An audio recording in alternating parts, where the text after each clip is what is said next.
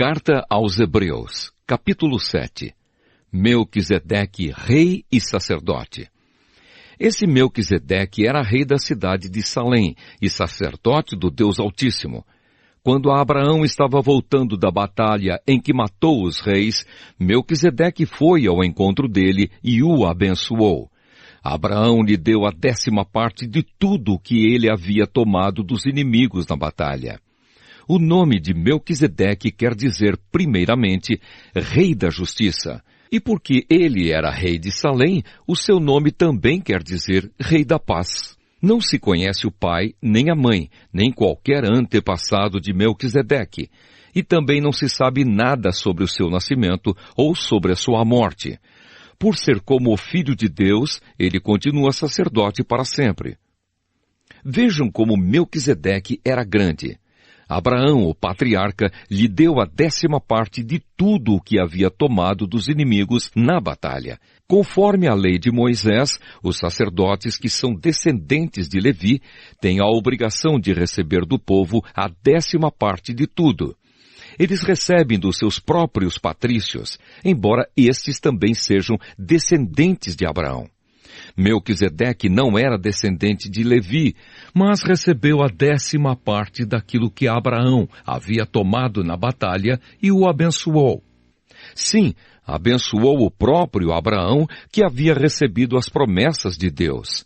Não há dúvida de que aquele que abençoa é mais importante do que aquele que é abençoado. No caso dos sacerdotes, a 10ª parte é recebida por homens que um dia vão morrer. Mas no caso de Melquisedeque, como dizem as Escrituras Sagradas, a 10ª parte foi recebida por alguém que continua vivo. Portanto, quando Abraão pagou a 10ª parte, Levi, cujos descendentes recebem a 10ª parte, também pagou, pois Levi não tinha nascido e, por assim dizer, ainda estava no corpo do seu antepassado Abraão, quando este se encontrou com Melquisedeque. A lei que o povo de Israel recebeu se baseava no sacerdócio dos levitas. Ora, se o trabalho dos sacerdotes levitas tivesse sido perfeito, não haveria necessidade de aparecer outro tipo de sacerdote da ordem do sacerdócio de Melquisedeque e não da ordem de Arão. Pois quando se muda o sacerdócio, a lei também precisa ser mudada. E o nosso Senhor Jesus, a respeito de quem são ditas essas coisas, pertencia a outra tribo. E nenhum membro dessa tribo jamais serviu como sacerdote. É sabido que, por nascimento, Jesus, o nosso Senhor, pertencia à tribo de Judá. E Moisés não disse nada dessa tribo quando falou a respeito de sacerdotes. Outro sacerdote como Melquisedeque. E tudo isso se torna bem mais claro, pois surgiu um sacerdote diferente, parecido com Melquisedeque. Ele não foi feito sacerdote pelas leis ou regras humanas, porém se tornou sacerdote por meio do poder de uma vida que não tem fim. Porque as Escrituras Sagradas dizem: você será sacerdote para sempre na ordem do sacerdócio de Melquisedeque.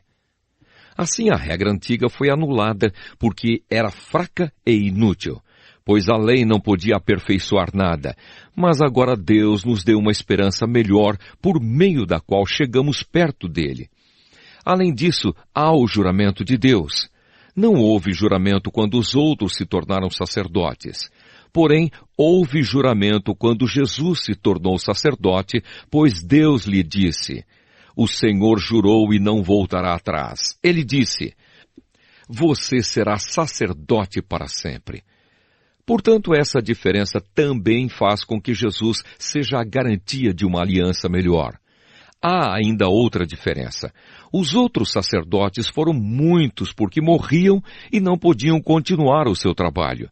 Mas Jesus vive para sempre e o seu sacerdócio não passa para ninguém. E por isso ele pode, hoje e sempre, salvar as pessoas que vão a Deus por meio dele. Porque Jesus vive para sempre, a fim de pedir a Deus em favor delas. Por isso Jesus é o grande sacerdote de que necessitamos. Ele é perfeito e não tem nenhum pecado ou falha. Ele foi separado dos pecadores e elevado acima dos céus. Ele não é como os outros grandes sacerdotes. Não precisa oferecer sacrifícios todos os dias, primeiro pelos seus próprios pecados e depois pelos pecados do povo. Ele ofereceu um sacrifício uma vez por todas, quando se ofereceu a si mesmo. A lei de Moisés escolheu homens que são imperfeitos para serem grandes sacerdotes, mas pela promessa feita com juramento, a qual veio depois da lei de Moisés, Deus escolhe o Filho que se tornou perfeito para sempre.